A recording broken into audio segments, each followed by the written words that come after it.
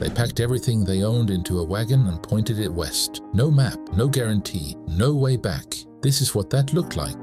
These men spent months in the saddle. No town, no roof, no rest. Just open land and the job that never ended. On the trail, the cook was the most important man in camp. He kept the clock, he kept the fire, and he kept the crew moving. End of a long day. Tin plates, cold ground, not much to say. But this right here was the closest thing they had to home. The stagecoach connected towns that had no other way of reaching each other. It wasn't comfortable, it wasn't safe, but it moved, and that was enough. In the middle of all of it, a school, one room, one teacher, every age in the same row. The West wasn't just being settled, it was being built to last.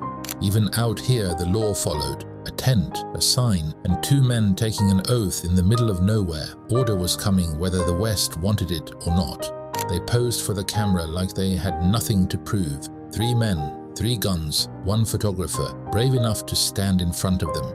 After weeks on the trail, a saloon was the first stop, not for the whiskey well, mostly not, for a chair, a roof, and a face that wasn't a horse. Nobody blinked. In the real West, a donkey in a saloon was just another Tuesday. The horse wasn't a symbol out here. It was a tool, a partner, a lifeline. You took care of it before you took care of yourself. This is what the end of a day actually looked like. No glory, no audience, just a man, a plate, and a sky that didn't care either way. For the families who stayed, this was home. Dirt walls, a frozen yard, children who had never known anything else. They didn't call it hardship, they called it life.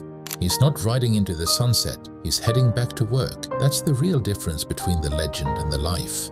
They stopped long enough for one photograph, then they kept going, because the West wasn't a destination, it was a direction.